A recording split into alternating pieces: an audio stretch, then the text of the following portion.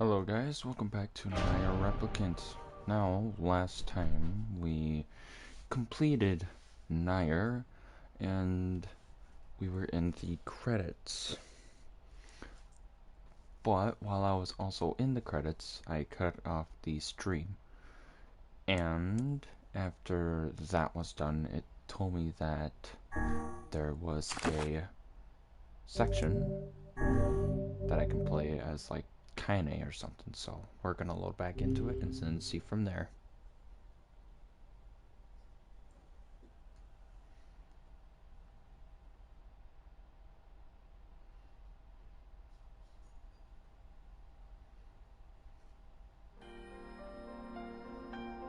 Whenever I interacted with Kaine, I was reminded about something from my past. Maybe my mind has been confusing her with my sister this whole time.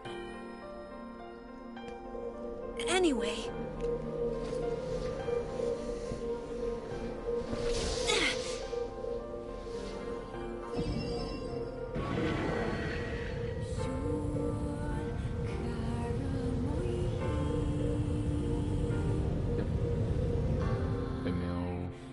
Removing the petrification of a Kaine there. Kaine's dreams, discrimination. The sound of rain filled the village. The steep cliffs that surrounded the area magnified sound, causing even the slightest drizzle to rattle like a thunderstorm. Thin wisps of smoke streamed from huts as the villagers huddled in their homes and waited out the rain. A single child, however, had braved the downpour and was now wandering slowly toward the wooden, hawk-shaped weather vane at the center of town. The wanderer reached the vane, which had existed for as long as any could remember, and stared. The child's face was simultaneously delicate and fierce, like a teacup that had survived a shipwreck. Those traits combined with pale white skin, to give the face an almost sexless quality. If the beak turns east, I go home. If it stays west, then I. The child blinked. Rain slowly dripped down the young one's short hair and began its long descent to the ground. Come on. Come on. The child felt a slight breeze and watched as the vane slowly creaked to life, spinning this way and that for a moment. It finally settled with the beak pointing firmly toward the east. East? Really? Before the vane could move again, a jagged rod came spinning and tumbling through the air, striking home against the child's head. The force of the blow dropped the child to the ground as a hail of stones began to fall all around. Oh no, they found me. A heartbreaking smile crept across the child's face as the stones continued their assault. Through the rain, the sound of multiple footsteps grew louder before a voice rang out. Yoo-hoo, Kaine! The voice belonged to Demo, worst of all the bullies in the area. As Kaine struggled to stand, the final stone came skittering through the mud and bounced against her foot. Blood oozed from the cut above her eye and blurred her vision, but before she could make out the shapes of Demo and his usual gang of idiots. The boy seemed taken aback for a moment by Kaine's seeming indifference to the blood dripping from her face, but quickly regained his bravado. What's up, freak? You like the rain? You like getting all wet? Or did you finally decide to run away from home? Though she knew it was futile, Kaine turned to leave. Before she could get more than a few steps, the other children scrambled to surround her, cruelty burning in their eyes. Kaine knew Kaine knew those were not the only eyes on her. The tormentor's parents watched from the safety of their homes. She was attuned to this sensation. It was one she had experienced many times before. While some... Ugh. Excuse me. I'm drinking Mountain Dew here. Anyways, while some villagers simply turned a blind eye to the actions of their children, many encouraged it openly. In a society ruled by superstition and fear, Kanye was something to be hated and, if possible, destroyed. I didn't say you could leave, freak. Demo's words chewed at her like a worm through an apple. He can't hurt me, she lied to herself. Be strong, be brave. He can't hurt me, he can't hurt me, he can't hurt. Oh, look, the little freak's gonna cry. What's wrong? Are you sad that everyone hates you and wants you dead? Kaine prayed for the rain to flood down and carry her away from a world that seemed to have no place for her. But if there were gods, they chose to ignore her. As Demo crept ever closer, the clouds began to thin and the rain slowed. Even the weather hates me. I'm useless. A failure. I wish Demo's rocks had taken my head off. Kaine couldn't meet Demo's leering gaze. She lowered her eyes and stared at the muddy ground below. The bully moved forward until he was inches away. She could smell the scent of old meat on his breath. The boy grabbed Kaine's face with thick fingers and yanked it upward. She tried to turn away, but he forced her gaze back and jammed his thumb against her eyelid to pry it open. Show me. No. Did you just say no? Demo grinned evilly. You don't say no to me. No one says no to me. Not even taking his attention from Kaine, he called to his cohorts. Come on, guys, let's give the freak what she deserves. As soon as Demo finished, kicks and blows began to rain down upon Kaine. Demo paused, still grinning, as Kaine curled into a ball and tried to make the pain stop. I don't get you, freak. What you acting like a girl for, huh? Everyone knows what you really are. Kaine ignored the question, choosing instead to stare at the weather vane. It continued to point east as if supremely confident about the future it had chosen for her. Go home? Yeah, that's a funny joke for someone with dead parents and no home to go to. Freak, chanted the children. Freak, freak, freak. Kaine closed her eyes and listened to the rain, waiting for the pain to start again. As the clutching hands of the village children closed around her, she bent her mind to the sound of the rain, letting it become her world entire. I think them two were supposed to be flipped around. Letting it become her entire world. The rain fell,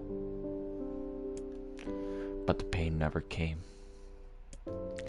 Only when the laughter of her tormentors turned to terrified cries did she dare open a single blood-caked eye. Kaine was shocked to see Demo sprawling on the ground, holding his head and screaming in pain. She could see blood welling from spaces between his fat, twisted fingers. Oh my god, he's crying. He's actually crying. Deprived of their leader, the other children glanced back and forth between themselves, as if waiting for someone to step forward and take charge. When no savior emerged, they began an uneasy shuffle away from Kaine. But the young girl was the least of their concerns. Instead, their attention was rapt on the ancient woman standing a few feet away. After struggling for breath for a moment, she finally spoke in a voice thick with rage. Hurts like a bitch, don't it? Now I suggest you scatter before I throw another one. And if any of you little bastards ever touch my Kaine again, I'll do far worse than throw a rock. You can count on it. The old woman crouched down and gently touched the hand of Demo, using to cover the wound. Before he could think to protest, she grounded her palm into the wound and twisted back and forth. Ow! He screamed, leaping to his fist. Stop it! What are you doing? Quit whining. Ain't no one ever died from a scratch. You hit me with a rock, you stupid. Forgive my profanity. You hit me with a rock, you stupid bitch.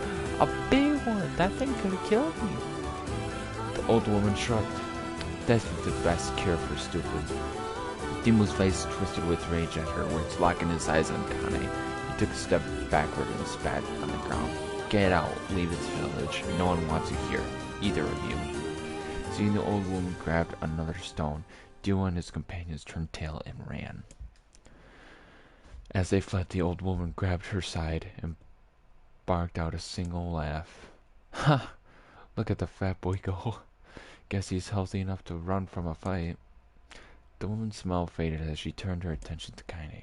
Kneeling down, she removed her shawl and placed it around the young girl's shoulders, then produced a cloth from the folds of her dress and began blotting at the blood on her forehead. "Oh, Kaine," she said, "why didn't you fight back? You're stronger than that lot." The words of her grandmother stung Kaine as she turned away. "Don't be nice to me," she said. "I don't deserve it. Nothing matters anymore." Her tears held in cheeks for so long finally began to fall on the muddy ground below. "Everyone hates me. They think I cause bad things to happen. They think I'm a freak. I wish I was dead." As Kaine's tears turned to sobs, she felt her grandmother's hands on her shoulders. Despite her advanced age and diminutive size, she was a woman of surprising strength, and Kaine found herself unable to turn away. "Don't talk like that, girl. It's a river wide and deep that flows between the realms of this world and the next, and it grants no mercy to any that attempt the crossing. You got a duty to fight until your last breath. Understand?" The old woman tightened her grip and tried to still the tremor in her voice. "You know the pain of losing someone close to you, Kaine. You know because you survived it." As the words hit home, Kaine was struck by the force of her love for the old woman. As a young child, she didn't even know of her grandmother, but when her parents died, the woman quickly accepted her as her own. Grandma, as Kaine called her, was cunning, vulgar, and quick to violence, and their first few years together had not been easy. But with each year that passed, Kaine and her grandmother had grown closer. However, it was only now, sitting in the mud with tears and blood caking her face, that Kaine truly understood the depths of her affection. Here was a woman who had seen hard times, who had seen death, who had fought through all these things and somehow emerged on the other side. If anyone could understand Kaine's pain and loneliness, it was her. "Do I make you sick, Grandma?" "Course not. Don't be an ass." Kaine drew her grandmother's moth-eaten shawl around her body and shuddered. "But my body, it's not normal. If I was normal, then Mom and Dad wouldn't—" "Hush," interrupted Grandma. "I will not hear another word of this nonsense. You're my granddaughter, and I love you. And if folks have a problem with that, they can just go to hell." With that, the old woman reached out and placed the wreath of dried flowers in Kaine's hair. The skill it took to bend the flowers without breaking the stems or losing a single petal was remarkable, and the beauty of it made Kaine want to cry all over again. Oh my gosh, these are lunar tears. "Grandma, you made this for me?" Lunar tears were legendary flowers most people could live their entire lives without ever seeing one. And yet her grandmother had somehow collected a dozen or more. Kaine reached up and touched the wreath as if she couldn't believe it was real. "Where did you find these?" "Just stumbled on them while I was out doing some shopping."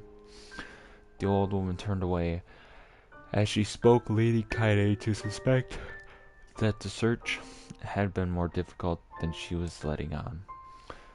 The pains she took to construct the ornament, let alone track down the flowers used in its construction, made Kaine's heart hurt. She reached up and gently adjusted the wreath, admiring the way it felt between her fingers. Didn't quite turn out right, said her grandmother as she squinted at it. These old hands have trouble with delicate work, but it sure looks good on a pretty girl like you. Connie blushed and turned away. You think I'm pretty? Of course you are. What a fool thing to say. Thank you, Grandma. Her grandmother smiled. We're going to be fine, you and me, she said. Long as we got each other, we'll be just fine. Connie took her grandmother's hands in hers, and the two of them struggled to their feet. As they began the long walk home, Connie gripped the hand with all her might, as if trying to stop smoke from drifting away from the mind. The rain had stopped. Connie stood beneath the weather vane, watching it spin in lazy circles, no longer caring about the direction it faced when it stopped. I don't need to escape. I have a home now. Grandma loves me, and that's enough, even if it's us against the world. Connie let her gaze drift up past the vane and into the cloudy sky. The last faint hits of a rainbow were slowly fading. As she turned and headed for home, the light scattered into a million particles and vanished, seemingly taken away on the breeze. Kanye's dreams, daily life.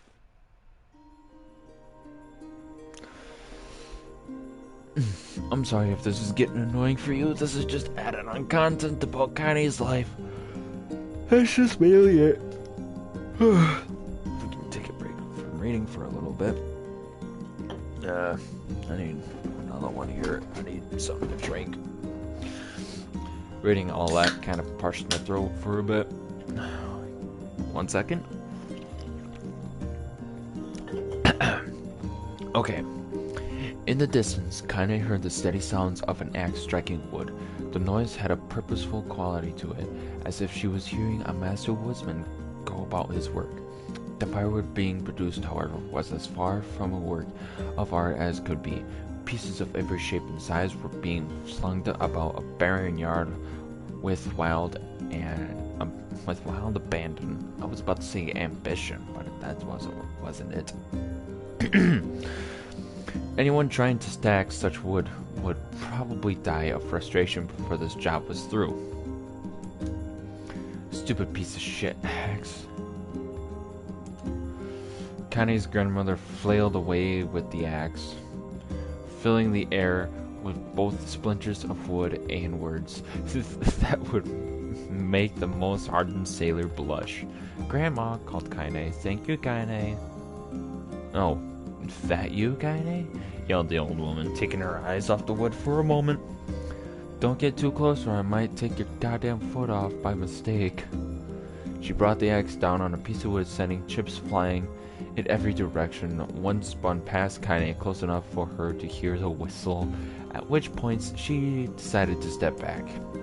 Once she scuttled to a safe distance, she cupped her hands around her mouth and shouted, Grandma, do you need help? I can get you water or lunch, or a new axe or something. The axe poised to strike another wobbly blow, paused in midair. The old woman considered her granddaughter's offer for a moment, then smiled. Tell you what, since I'm doing such a piss-poor job of chopping, why don't you come here and take over so I can get the water? So I can go get the water. Shades have been restless lately, and I don't want you running into one of them bastards. Relinquishing the axe, her grandmother picked up a long pole with wooden buckets on either end. Gathering water was by far the more difficult of the two jobs, but Kaine knew better than to complain. Once Grandma's mind was set, there was no changing it. Kaine did her best to help with chores, but Grandma took every task that required travel to the village. Though she had a long list of plausible excuses, Kaine knew the real reason. She didn't want her grandmother to be taunted and harassed by the villagers. Once Kaine moved in, Grandma decided to take up residence a good distance from the area. Out of sight, out of mind, seemed to be the best policy when it comes to the villagers and her granddaughter. And rare were the days when any but the two of them could be found on the rocky acre of land they called home. Ah, so that was... Okay, so that's their home, where Kaine was during the previous playthroughs when I first found her. So that's good to know, right? Another drink here. Okay, where was I?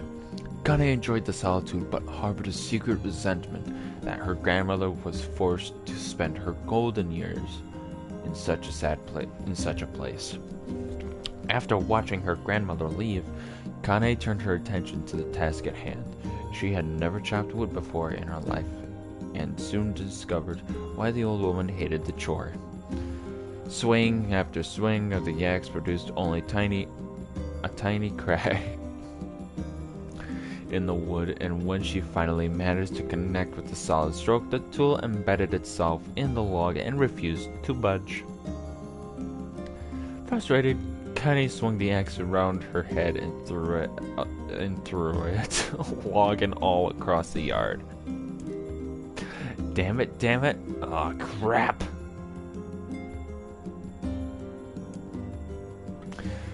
She suddenly understood the joy her grandmother felt in a good curse.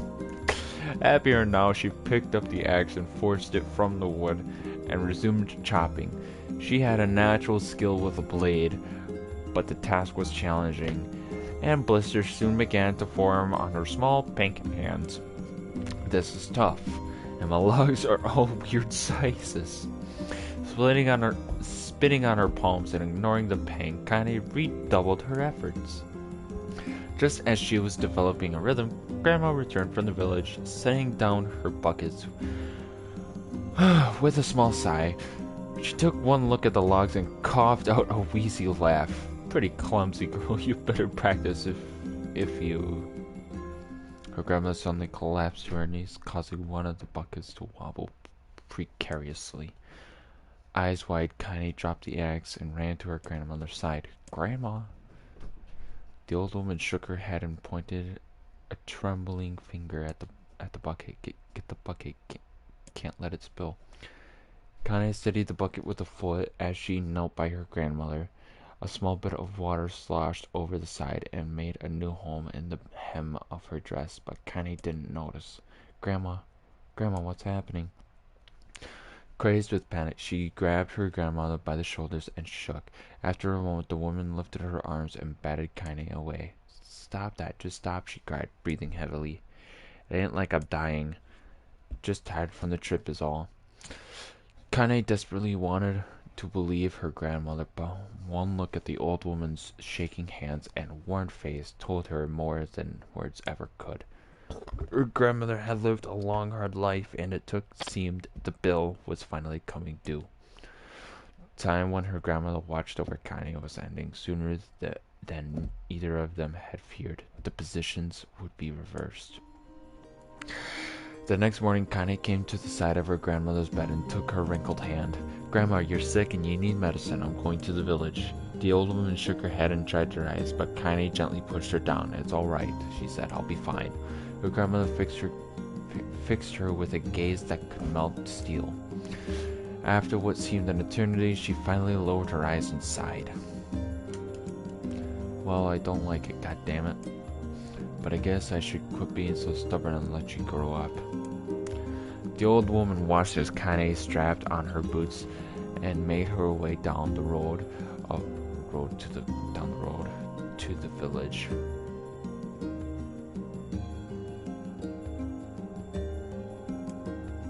Hours later, as an unseen sun made its way across a dark, rainy sky, she was still watching. Kaine moved at a brisk pace, checking her pockets every few minutes to make sure the money her grandmother gave her was still there. Every noise caused her to spin on her heels, making sure she wasn't being stalked by a shade or worse, Demo and his gang. But she encountered neither tormentors nor shades, and Kaine finally found herself at the entrance to the village. The few adults she could see glanced sideways at her, then muttered to each other behind raised hands before slinking away into the shadows. Her heart racing, Kaine took a series of rapid, shallow breaths and tried to calm herself. I have to prove myself. I have to help Grandma. I have to be strong. She chanted those words to herself over and over as she slowly made her way. Finally, her eyes settled on a rotund older woman who had angrily waving her arms in the air and telling anyone who would listen exactly what she thought of Kaine's presence. "Hey ladies," said Kaine with a bravado she did not feel. "Where's the apothecary?" The woman's flabby cheeks shook in bewildered anger. How dare this thing speak to me? They seemed to say, but Kaine saw that her eyes held a different emotion. Fear. "Yeah, we're both scared, lady. Trust me on this one." "Which way?" Kaine repeated. The woman pointed at a small building to her right before hitching up her dress and stumbling off in the other direction. Kaine cringed, expecting a stone to come flying from the assembled crowd, but none came.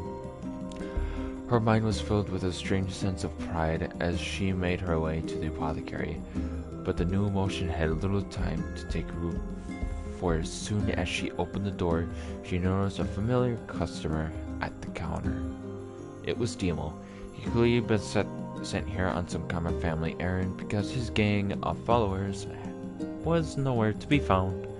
"Oh my god," he sputtered. What are you doing here, freak?"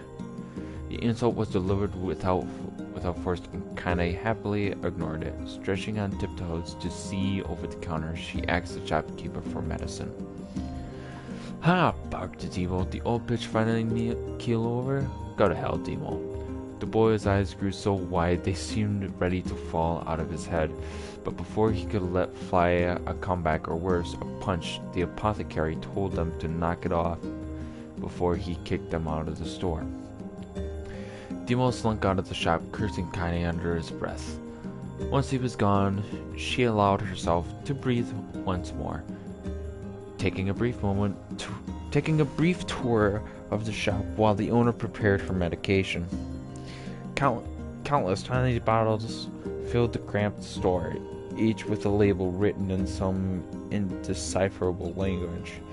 An ocean of aromas assaulted her nose, creating a scent that was exotic, but none altogether unpleasant.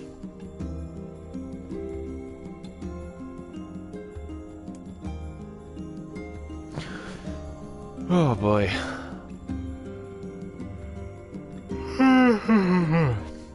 Jesus, 28 minutes of reading. Not really, it's been like 25. My throat's starting to get coarse. Anyways, seeing such a variety of supplies gave Kaine a sense of peace. Surely in a world so vast there would be a place that could call home. On the far wall behind the counter rested a portrait of a stunning young girl. The picture had once contained bright, vibrant colors, but time had worked its cruel magic and they were beginning to fade. The beauty of the work, however, remained undiminished. Do you like that picture? Kaine turned to find the apothecary with a small vial of medicine in his hand. His eyes were gentle but sad, and they seemed to stare through her and into nothing as he spoke. "That's my daughter. I sketched it when she was just a little girl. She's been dead a long time now." Kaine didn't know how to respond. She just stared at the portrait and tried to come up with the right words. "Pictures are wonderful things," continued the shopkeeper. "They let the ones closest to you live on forever." He shook his head slightly, then looked down at Kaine and smiled. Handing her the medicine, he reached into his sizable green apron and produced a handful of old wax crayons. You should have these. There's no one left that I wish to draw." Kaine took an instinctive step back, causing the shopkeeper's face to darken. "Yes, I've heard the rumors about you," he said. "It's a small village and the word travels quickly.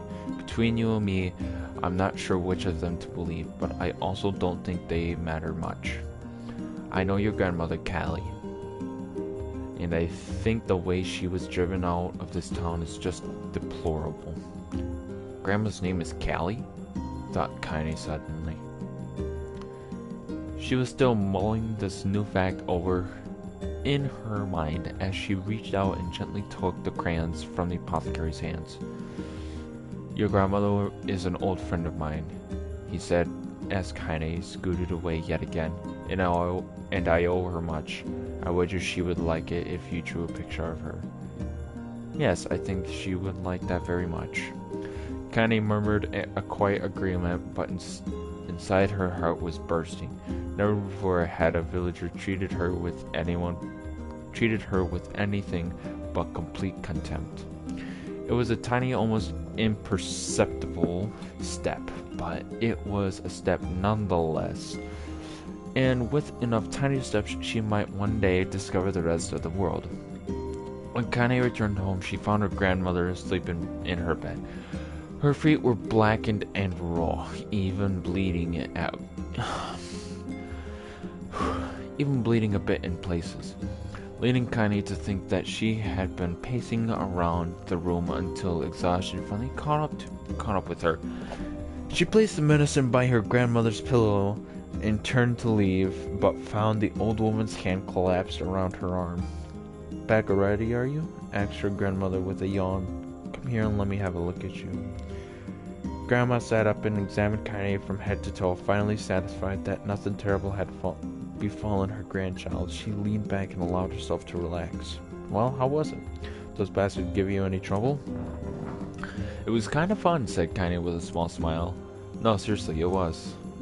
"Fun, eh?" asked her grandmother in a voice which implied she believed anything but. "Uh-huh. So, anytime you need me to run an errand, just let me know." As she spoke, Kaine removed the crayons from her pocket. After a brief explanation of their source, she informed her grandmother that she was going to sketch her portrait. "A portrait of me? Ridiculous. No one wants to stare at a wrinkled old crone." "But Grandma, it'll make you live forever." "Horse shit," said her grandmother, throwing back the sheet from her bed. "Living forever would just piss me off. Now put those crayons away and help with dinner." But Kaine would not relent, and in the end, Grandma found herself leaning against the wall of their house as if posing for a master artist. Kaine took up the crayons, eyed her subject carefully, and set to work. Just as her grandmother was about to nod off, Kaine finished the piece. After staring at it for a bit, then she released it from her grip and let it slowly drift to the floor. "It's terrible. It doesn't look like you at all." "I'm sorry, Grandma. I thought these crayons would, make the drawing easy or something." The old woman's eyes narrowed at her granddaughter's disappointment. "Let me be the judge of that," she said, ignoring the pain in her back and reaching for the paper. "Another drink here." Ugh. The sketch could have been a person's face. It also could have been a boulder, a lump of clay, or an incredibly misshapen loaf of bread, all rendered in chaotic array of colors. The old woman stared at the picture for a long time, then slowly wheezed out a laugh. "Oh, Kaine," she said between laughter, you truly are my blood. You are as clumsy as me, and I love it. But hush. I won't hear any more bull about how ugly you think it is. It came from the heart, and I'll treasure it always." True to her word, the old woman gave the picture a place of honor above the kitchen table. In the days that followed, Kaine would often catch her staring at the portrait with a strange smile on her face, an action she interpreted as silent, mocking laughter. A week later, Kaine could still...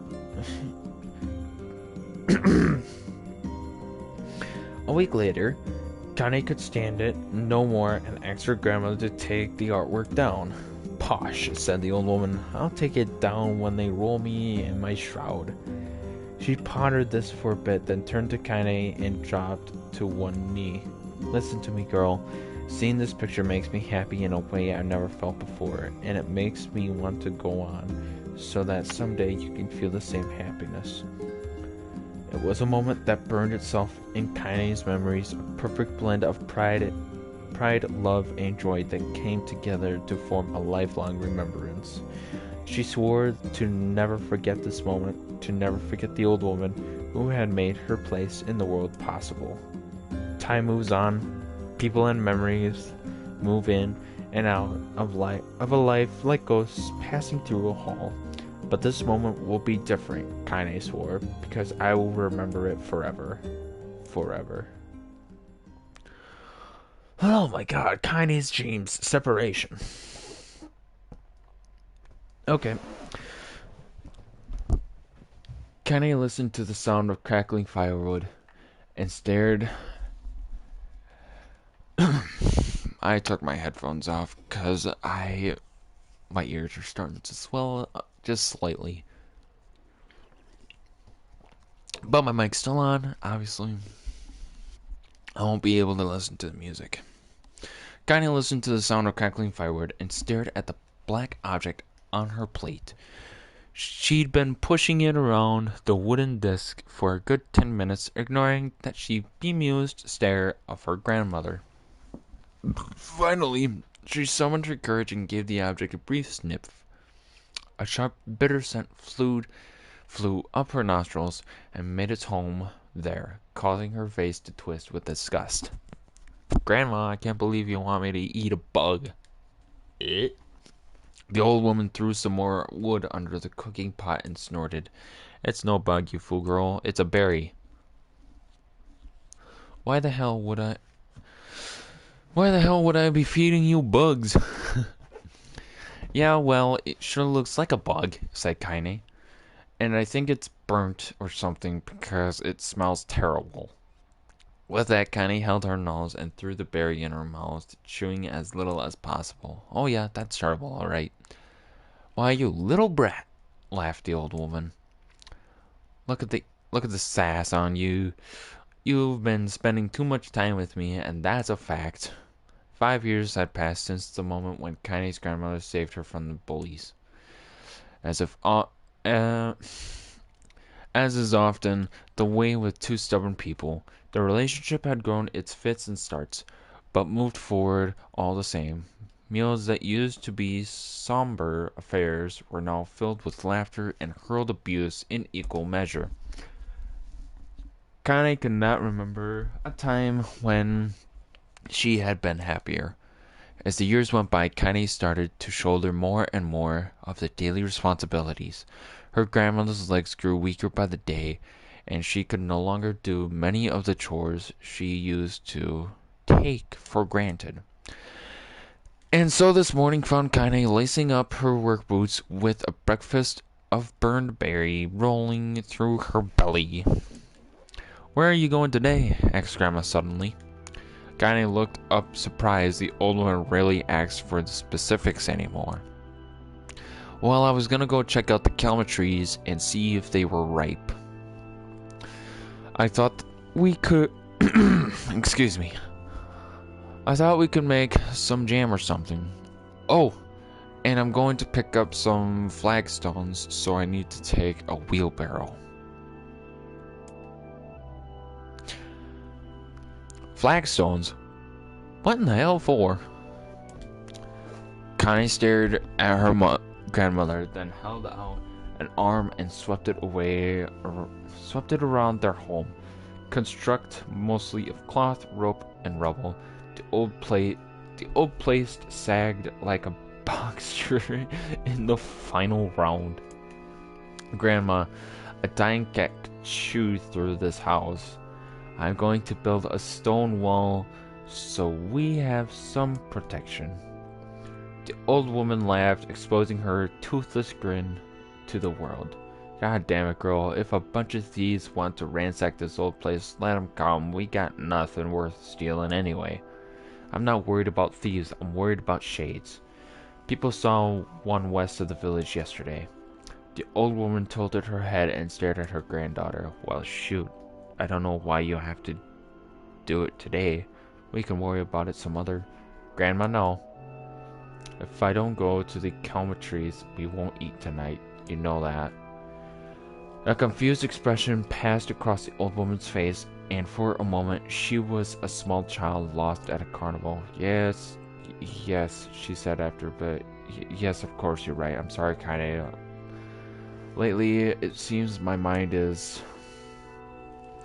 She didn't finish the thought. Instead of walking over to her nightstand and gently taking the wreath of lunar tears from the drawer, the flower's petals had aged to a brilliant whiteness, and Kaine thought it was more beautiful now than the day she first received it.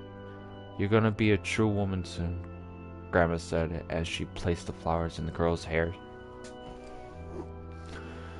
So that means less chatter about the shades and building defensive walls, and more talk about how beautiful you've become. Annoyed, Kaine reached up to remove the garland, but the look on her grandma's face stopped her hand. You're a beautiful thing, said the old woman, and there ain't another like you in all the world. I am very proud of you. Okay, Grandma, that's enough goddamn compliments for one day. Such a mouth on you. Where did that come from? Gee, I wonder. I'll teach you to sass me, girl, yelled Grandma. Suddenly, she lurched forward and grabbed Kaine by the ears, pulling her around the room with a crazed grin on her face. Grandma, yelled Kaine in a quaking voice. Grandma, stop it! What the hell? The old woman stared at her and blinked, then slowly held her wrinkled hands out as if it was the first time she had ever seen them.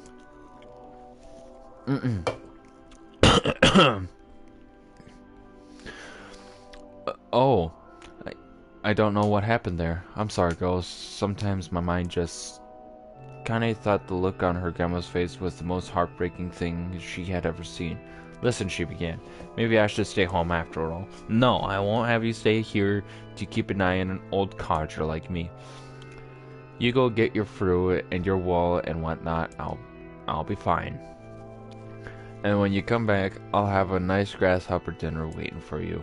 Kaine rolled her eyes, then kissed her grandmother on the forehead and made ready to depart, trying desperately to ignore the worry that was gnawing on the walls of her heart. Kaine could feel the old woman's eyes watching her as she moved down the path. Don't turn around, she told herself. But in the end, the temptation was too great.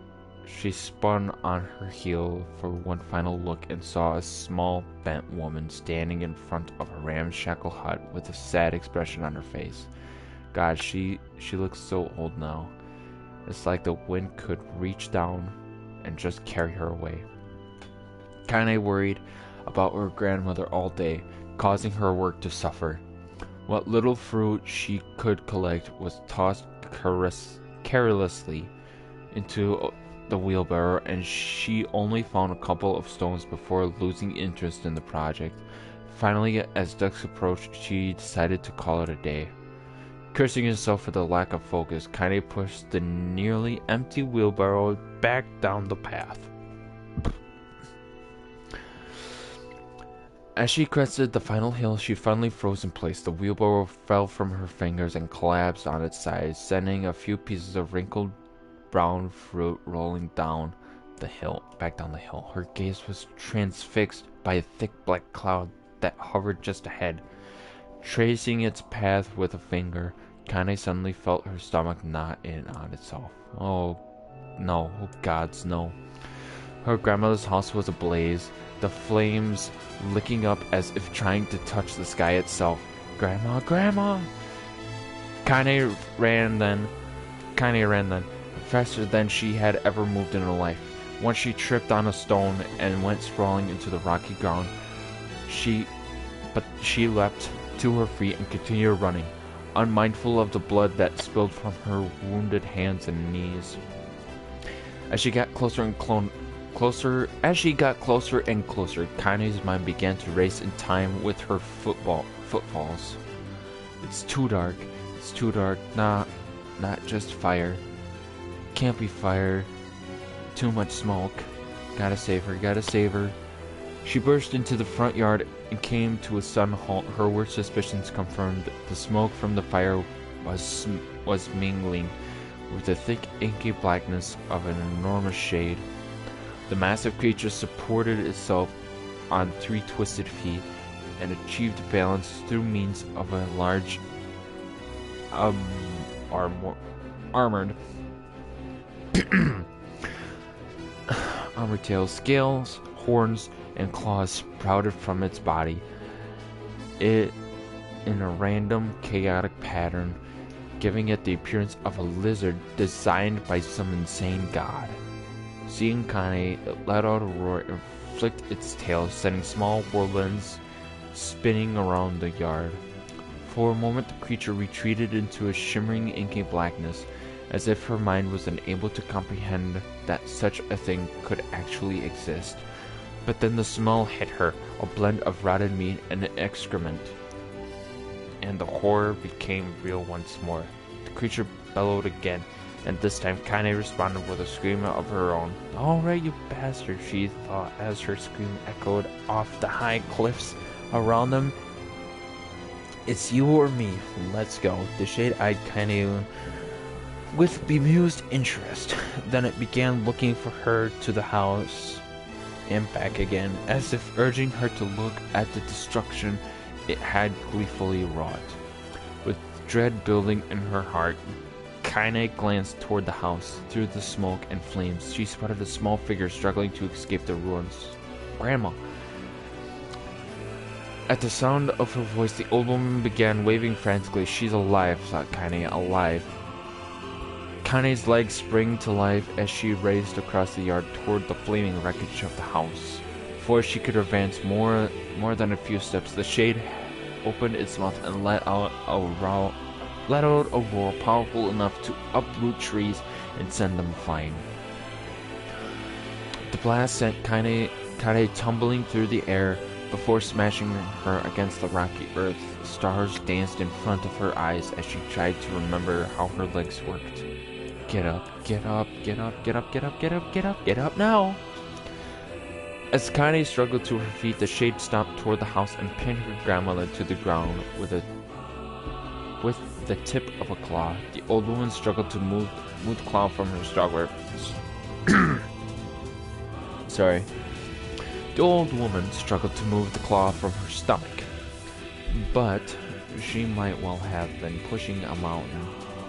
She coughed rudely, sending a small spray of blood into the air, then collapsed to the ground, her energy spent. Kane lurched to her feet, only to fall back to the earth with a gasp. Her ankles were on fire. One or both of them were surely broken. Ignoring the pain that screamed through her body, she began dragging herself across the ground, leaving a drunken trail of dust and blood in her wake. "Grandma, hold on just a little longer." Her grandmother's face was turning blue, her eyes rolling back until only the whites were exposed. Kane pulled herself across the yard with maddening slowness, the distance seeming to increase with every second that passed. The shade glanced between the two women and flicked out its tongue, a giant mouth turned up at the corners. Short panting breaths belched from somewhere deep inside its core. Bastards laughing at us. She had no idea how such a mindless creature could experience emotion. There could be no doubt the shade was taking joy in their suffering. "Yeah, I see your plan." The shade moved its claws slightly, allowing Grandma to breathe again. It was clearly keeping her alive, only to snuff out her life when Kane was close enough to touch her. "I'm gonna kill this bastard." Summoning all her strength, Kane rose to her feet. There was a sickening snap from her right ankle as the foot twisted backwards, but she forced it from her mind and began to hobble toward the monster, pulling a small knife from the pouch of her ring at her waist. She leapt on the foot that pinned her grandmother and plunged the weapon deep. "Give her back," she screamed. "Give her back to me." It was like stabbing a rock. After a few swipes, the knife broke at the hilt with a dull snap. The shade panted laughter again, then raised its tail and sent it rushing through the air toward the young girl that was lashed to its foot. Kane never had the chance. The tail struck her square in the chest and sent her crashing into the burning wreckage of the home. As she lay on the ground with blood pouring from multiple wounds, a small, weak voice spoke up. Kane. Kane's vision blurred, but she forced herself to focus on the sound. Finally, her eyes cleared enough for her to make out her grandmother's hands reaching out to her through the smoke.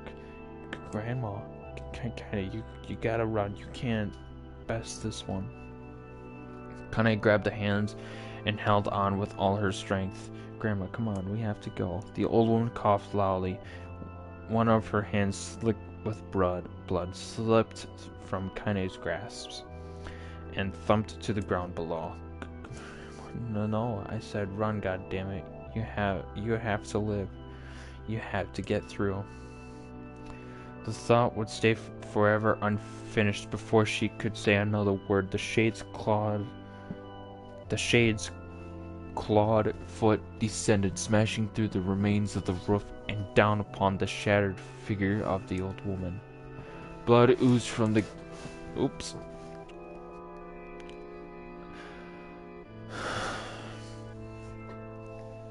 Blood oozed from the gaps of the creature's toe, and as the terrible putrid smell assaulted Kane's nose once again, she stared at the foot, dumbfounded, convinced that what she was seeing could not possibly be real. When the creature finally lifted its appendage, all that remained underneath was a twisted, unrecognizable mass of rubble and red. Her grandmother was gone. Kane blinked, trying to feel the hands which had been in hers just a moment before. For a fleeting instant she could remember the warmth of that embrace, the trembling of the fingers. But then the sensation drifted away on the breeze and was gone. Memories flashed through Kane's mind, one after the other, faster and faster, until they became a meaningless jangle of noise. Kane screamed then, a thunderous sound that echoed off the cliffs and seemed to roll away forever. The shade eased forward, black ichor pouring from its mouth and dissolving into smoke on the ground below. The earth shook with every step as it crept toward its prey. Kane's body slowly rose as if controlled by a mad puppet master. Her arms and legs were bent at possibly angles, her head lolled dangerously to the side, yet somehow she managed to stand. Staring at the shade, her eyes began to glow with a deep red fire. The creature, so confident just moments before, took a slow, hesitant step backward, trying to discern if this broken human could possibly pose a threat. Kane seized the moment, laughing like a madwoman. She leapt into the air and plunged a shattered hilt of her knife deep into the leg of the shade. The shade shook Kane off like a fly, sending her crashing to the earth once again. Her chest rose and fell slowly, as if a great weight were resting on it. Moist sounds of pain echoed through her mind. Something warm and thick oozed from her ears. Is that blood? I think it is. I think I'm bleeding to death. No, can't die. Grandma told me to live. Deep inside Kane's mind, something finally broke. The sound, the pain, the smoke and flames, all of it faded away until all that remained was a single incantation repeated over and over again. Kill it, kill it, kill it. Kill it, kill it, kill it, kill it, kill it, kill it, kill it, kill it, kill it, kill it, kill it, kill it, kill it. Kill it now. As the spark that was Kane slowly began to flicker and die, she felt her desire to kill and her desire to live blend into one. The distance between her heartbeats grew longer and longer and longer.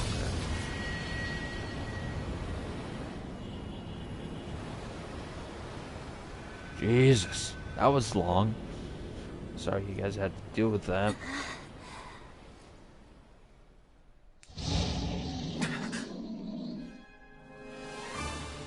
The beast approaches.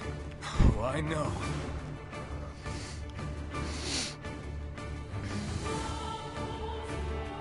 Okay, let's get rid of this guy once again.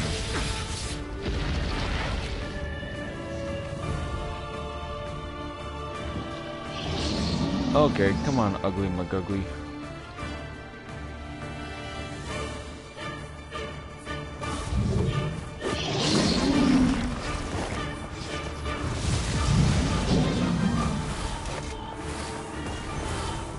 What anger this creature must have. How did it even survive these past 5 years? I'm not gonna let this happen again. It dies today. My sword is lighter. It's not the blade, but the skill of the user. Strike it down.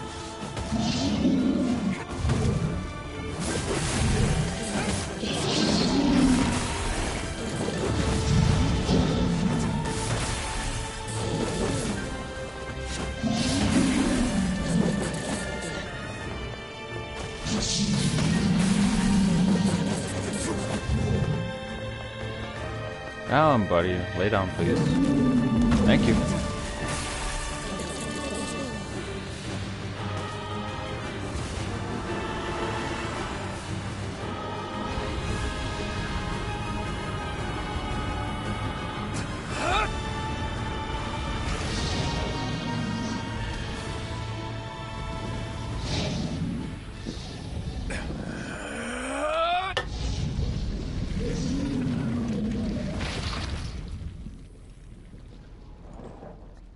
Yeah, choke it.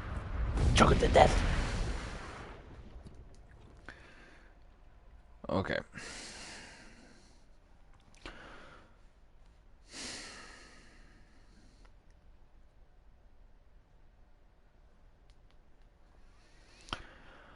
Okay.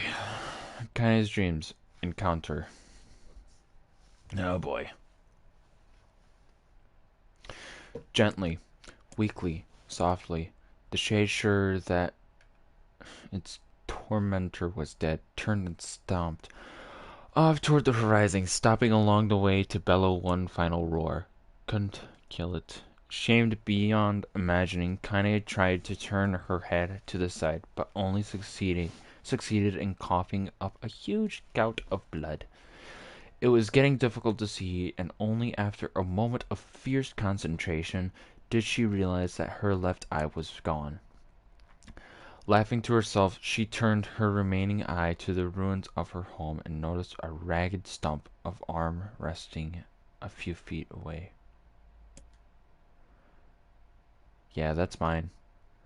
She thought it was a mad giggle. This is gonna make clapping a real bitch. Ha! Cried a sudden voice from the depths of her mind. Finally gonna die, are ya? Well, you had it coming. Go to hell, Demo, she thought, as the unseen assailant. Go to hell before I pluck out your eyes and feed them to a dog. The voice of her childhood terror evaporated into smoke, only to be replaced by another, more recent voice. Hold still, said the apothecary, materializing from the ruins like a ghost. I want you to draw. That way you can live forever. No, stop. Don't want to live forever. Want to die right here. I see, he said quietly. Well, if that's what you want. The spectacled shopkeeper fluttered in and out of existence for a moment, then produced a piece of paper and sketched quickly. After a few seconds, he turned the page to Kaine and smiled. Since you rejected my offer, I decided to draw someone else. It was a picture of her grandmother, real as life. Kaine opened her mouth to thank the man, but stopped as the picture began to blacken into the middle. Before she could say anything, dozens of multi-legged insects began to swarm across the image, tearing at it with sharpened pincers. Stop! No, don't hurt that picture. Kaine reached out with her remaining arm and waved futilely at the air. To her surprise, the insects fell off the picture and to the ground below, where they vanished into tiny black tendrils of smoke. Relieved, Kaine turned her good eye back to the picture, only to open her mouth in a silent scream. The sketch now showed her grandmother as she truly was, a smashed, unrecognizable lump of nothing.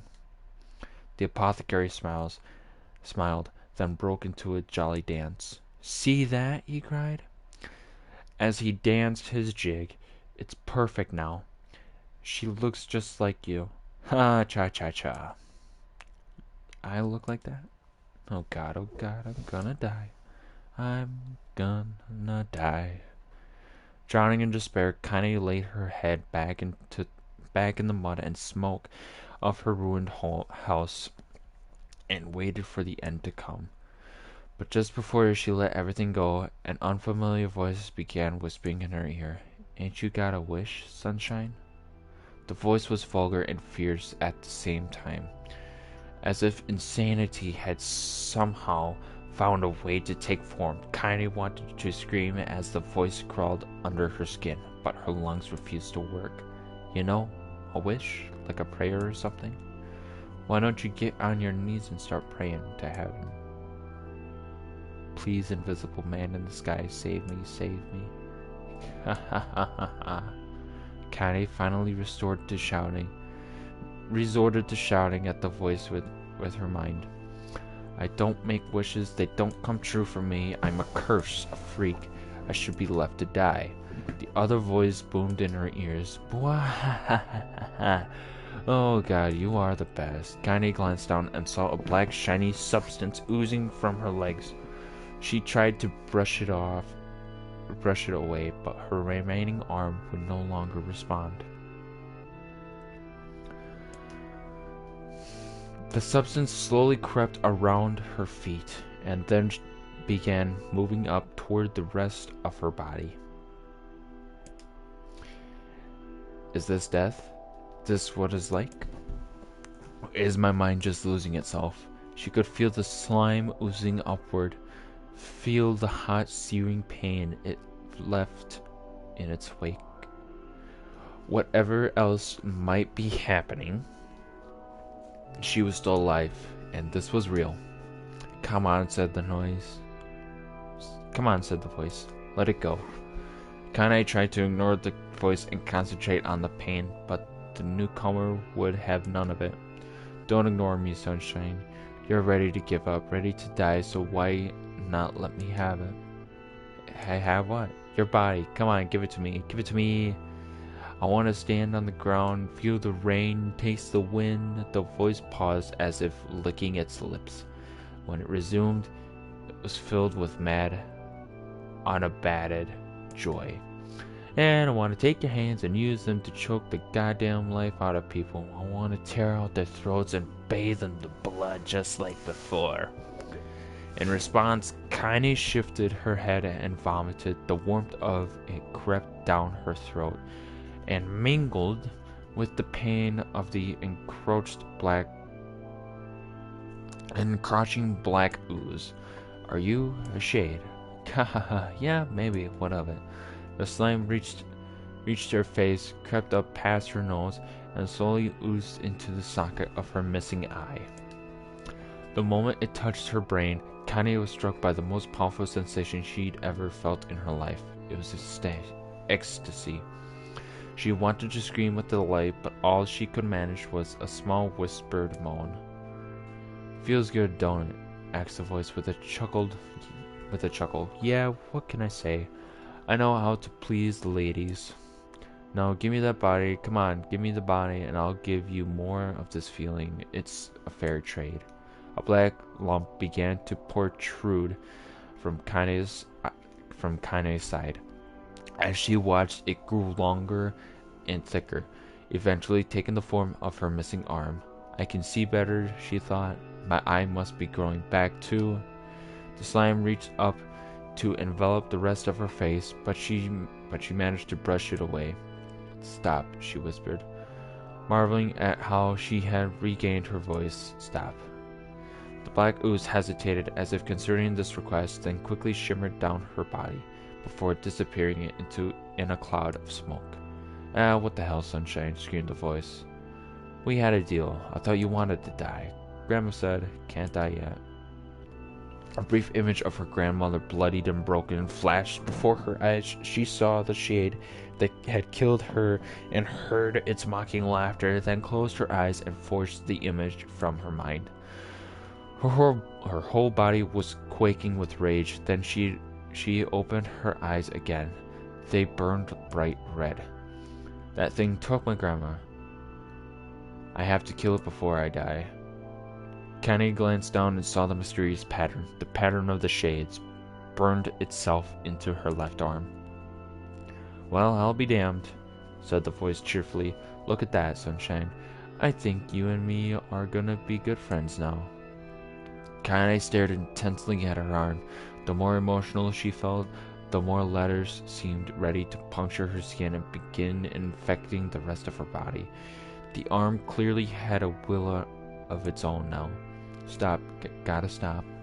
Holding her left arm in her right, Kaine took a deep breath and tried to calm herself. Come on, don't fight it, pleaded the voice. Hey, it's my favorite dish, and I'm hungry. Let it go. Feel the anger. Burn with the fire of revenge. Thirst for blood, then go out there and... Shut up and get the hell out of my body. Your body? Oh, that's rich, Sunshine. Real rich. Look, why don't you just up and die so I can have this body all to myself? What do you say? I bet those buddies of yours in the area would love to see ya dead.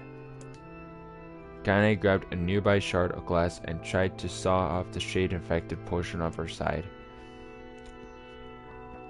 Before she could, her darkened left arm grabbed her right wrist, crushing it. Kaine screamed and dropped the shard as the sound of bone crunching on bone filled the air.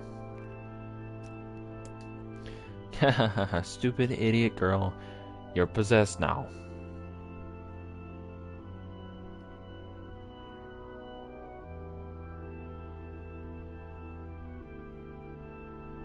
Excuse me. You're possessed now, Sunshine, and there ain't no going back. The voice laughed again, a loud, long wail that seemed to go on without end. Possessed? Whispered Kaine. Yeah, possessed, you and me. We got what you might call a timeshare arrangement. Remember how folks used to think you were a freak? Oh, wait till they get a load out of you now. Kaine looked up, tears in her eyes. The sky seemed smaller, somehow darker. Is this because of that shade? Is this how they see the world? So listen, purred the voice. I know this whole possession thing seems a bit sudden, but it ain't all that bad. There's plenty in it for you too.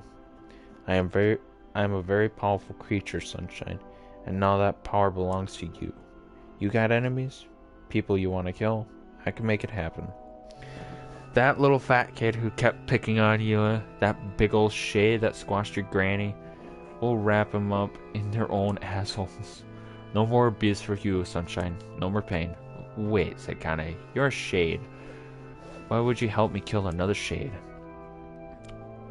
What, you think I'm some kind of racist? Some killing snob? I don't give a good goddamn who you murder, honey pants. I just want to drink from the well. Kaine considered this as she struggled to her feet, the power of the shade coursing through her. The smoke from her house was drifting away with the mind, and she enjoyed the way the cool evening breeze felt on her new left arm. After a long pause, the voice spoke up again. So, how about it? You and me? We could have some good times together. Look, I'll even take care of your bloody part if you don't want. Fuck off, asshole, muttered Kaine. I'll handle the killing. Screamed the voice. Look at you go. Oh, Sunshine, we're gonna have so much fun. So listen, my name's Tyrion. My name's Tyrion. And if you ever need me, I'll just be hanging out in this piece of meat you call a heart. Now get to it. The more you kill, the more your heart turns rotten, and sour, and I like rotten and sour.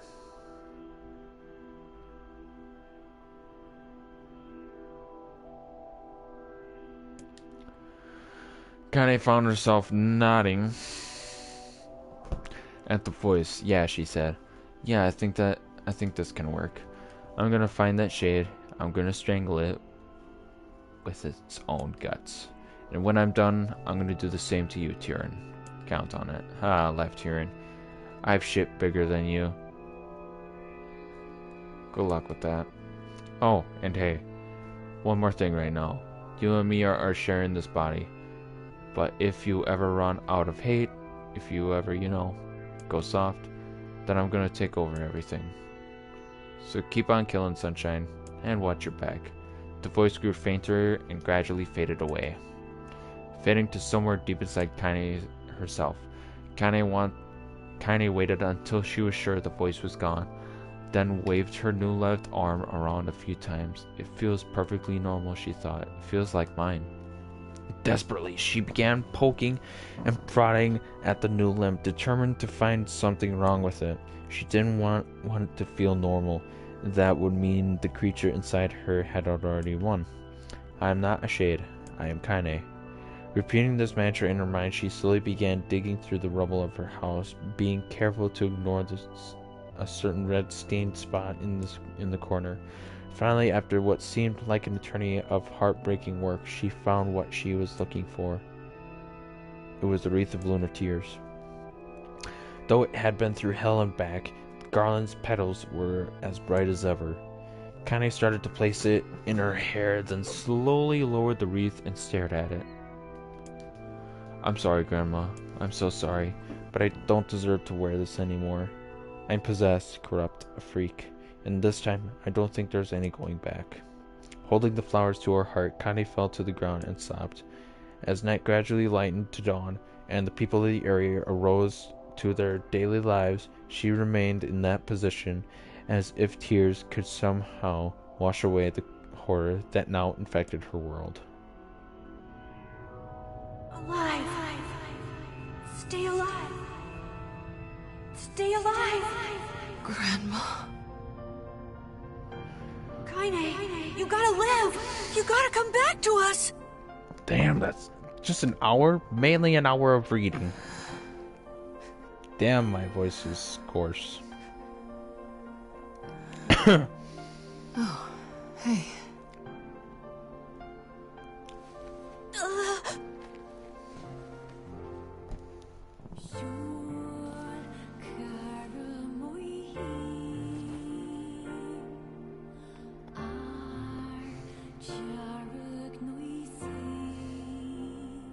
Emil, you were the one calling me, weren't you? You still recognize me? Of course. I knew you right away. Thank you, Kaine. Welcome back, Kaine. Wow, you grew up. So, how long has it been? 5 years.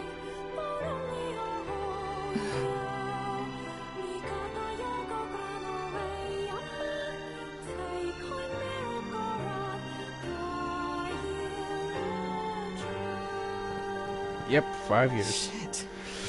That's a long time. Any luck with Yona?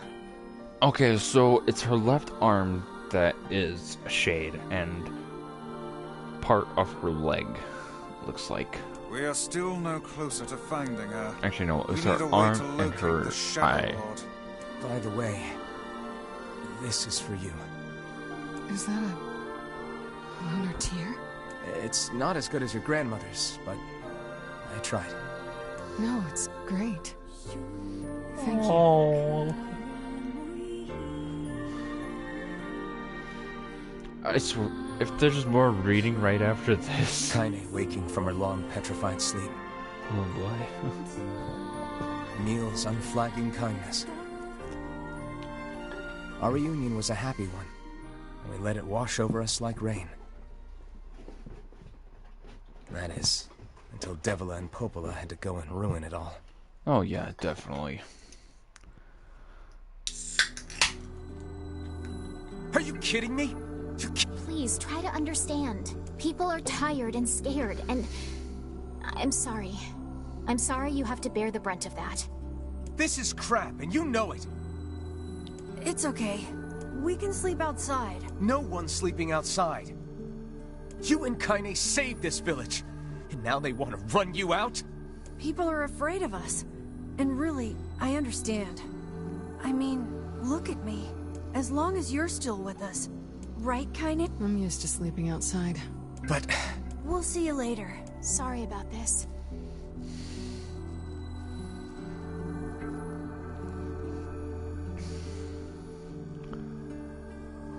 What is the matter? Kaine always sleeps outside. I never even occurred to me. Damn it. We should turn in. If there's more reading after this, I'm just gonna call it, because I gotta work in a couple minutes. I didn't get much sleep that night. Oh yeah.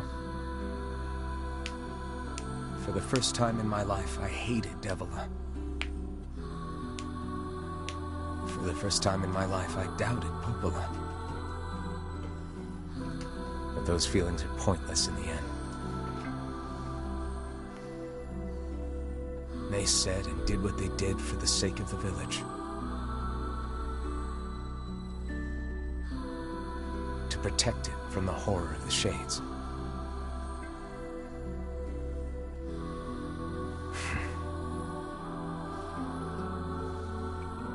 Really, how can I blame Devila and Popola?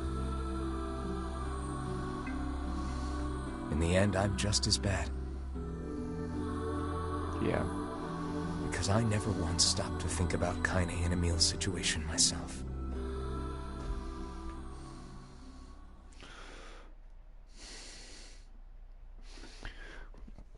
Well, if that's the story about Kaine, then that's it. We'll see. Oh. Never have I seen this one, never.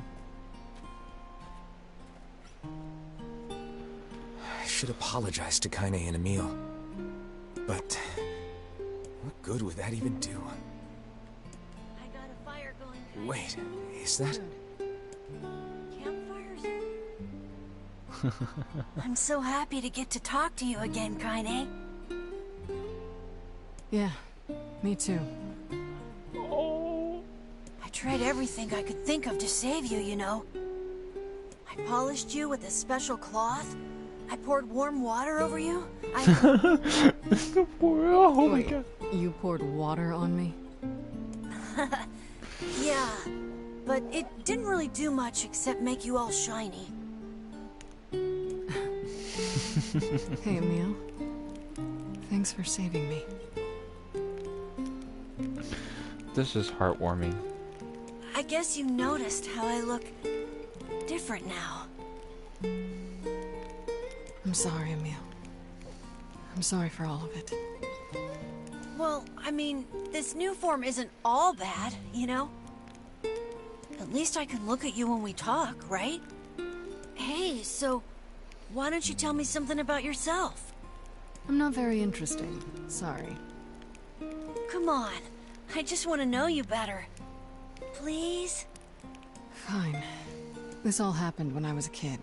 Before the whole shade possession thing. My body is... different. And when the villagers found out about it, they started treating me like a freak. But one person, my grandmother, accepted me just as I was. No matter how bad things got, she gave me the strength to keep going. She's really special to you, huh?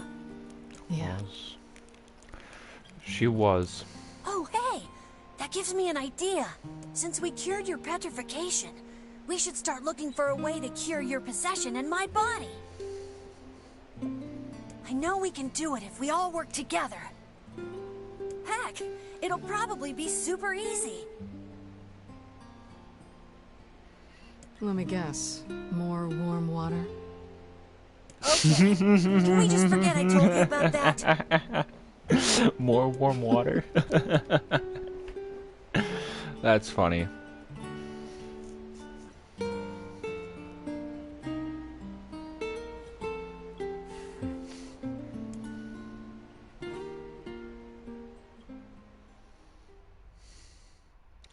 The mailbox was empty today. I hope I get a letter from Ghost tomorrow. April 20th. Okay,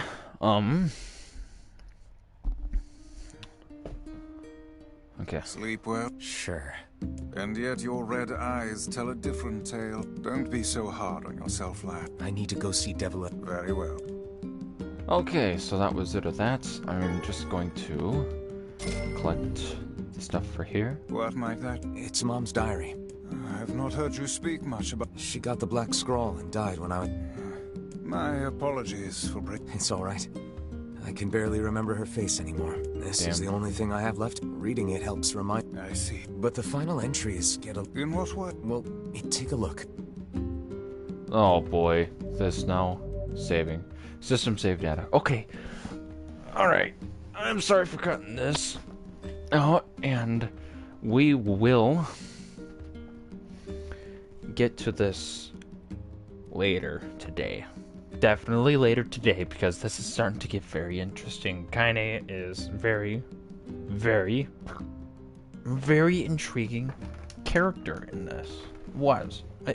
Still is. But honestly, I wonder what this is gonna be. Anyways, thank you guys for watching. I will see you all later, and as always, I hope you enjoy.